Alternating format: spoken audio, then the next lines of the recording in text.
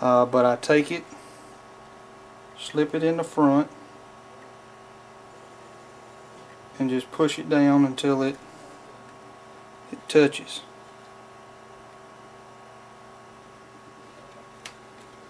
Okay, sticking the bulb through, I usually take and slide the ditch light on, pushing it down till it lines up with the hole, till you can pull the bulb out, and hold your finger on it until it sits. You can straighten it up with a drill bit after the fact. Okay, done that. Now we'll do the next one. Stick it through the hole from the inside.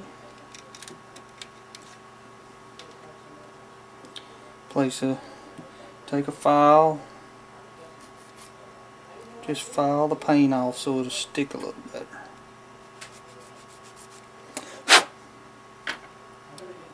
Drop of glue.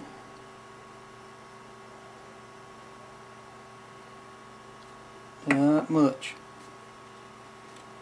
Slide it over the bulb.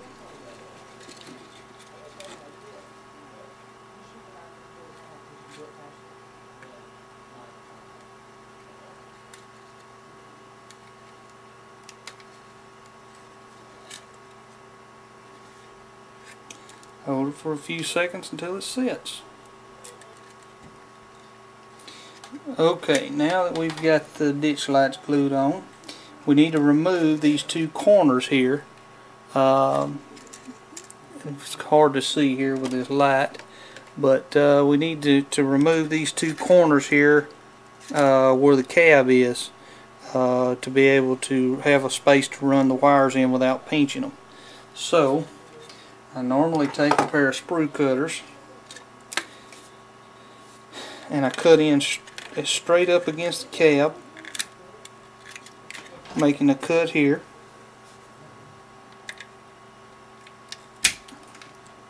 Until there's a space.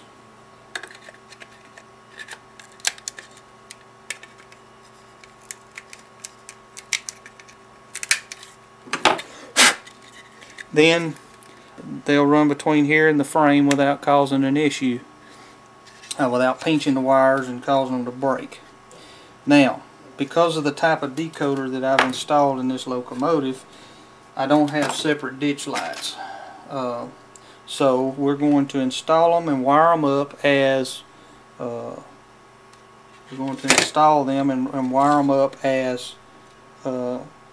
ditch lights that work with a headlight. And this is the way you do it for a DC operation. Just remember that these are low voltage bulbs and that they require resistors in between them and track power so that they don't burn out. So please be careful with this. Okay, now that the bulbs are in, we will hook up the wiring and stuff, but before you do that, you need to take a small pair of tweezers or a screwdriver or something and gently bend the bulb wires down against the pilot, and do that to both of them so they will clear the frame. Now take one wire of each bulb,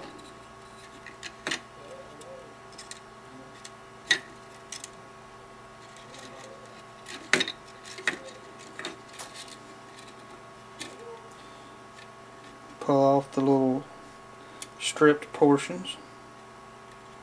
I like to go ahead and twist them into one wire.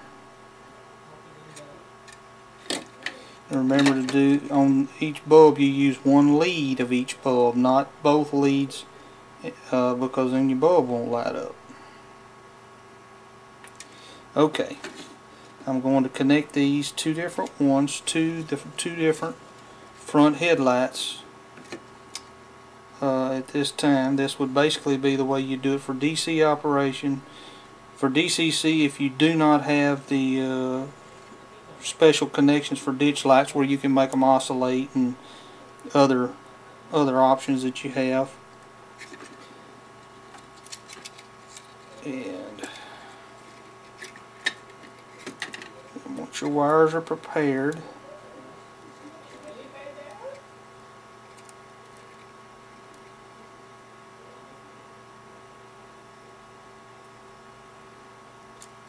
you should have two separate connections. Okay, if your lights do not want to stay in, the best thing to do is use some no wrinkle rubber cement. I use this brand. It was cheap, but because it strings out so bad, you want to use a micro brush. Just get a little ball of the glue. Pull your light out slightly. If I can make this where you can see it or not. Pull the light out slightly. Put a little glue on it. Push it back in, and it will set. It takes a little while. It's not real fast, but it will hold the light in. But you'll very easily be able to pull it out yourself at a later date to replace a blown out bulb, or if you make some other modification.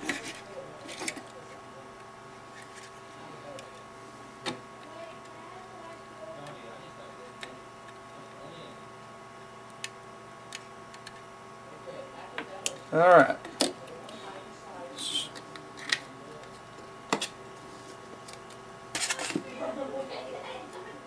Let's pull our chassis back out and get ready to make our wiring connections. Now, we'll take one wire and stick it in the negative.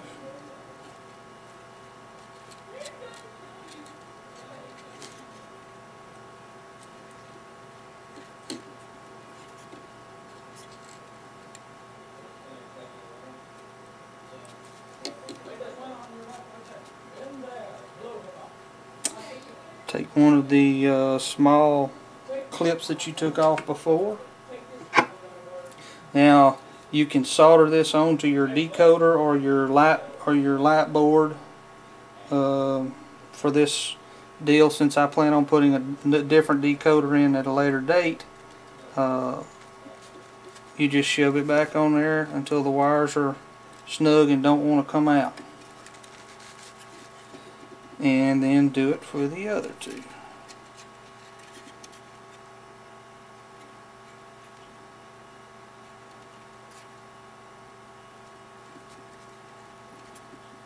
And to be sure your wires are rolled to a point, and you may need to trim them. To keep them from fraying out.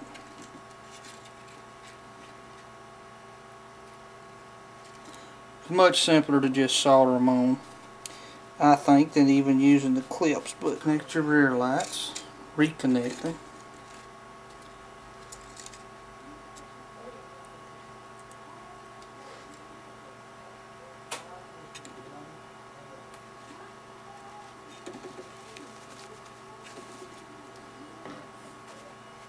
Okay, now that we've got the lights plugged up, we will reassemble the shell, and then when I put it on the track to program it and get the lights working, I will come back and show you that they work and what they look like.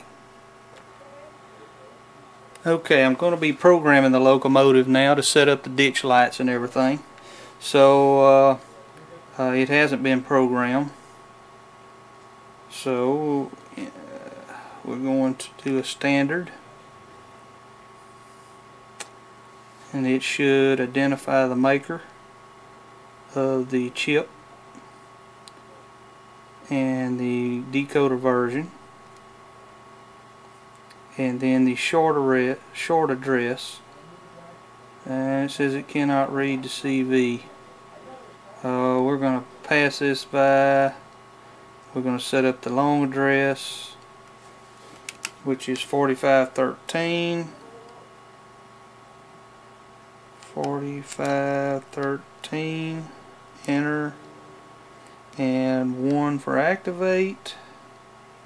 We want to set the configuration. We want the direction bit to be normal. 28 speed step, yes for DC mode. Standard speed table. Long address. No, I don't want to set up the motor control. Function mapping. And enter CV number. Okay.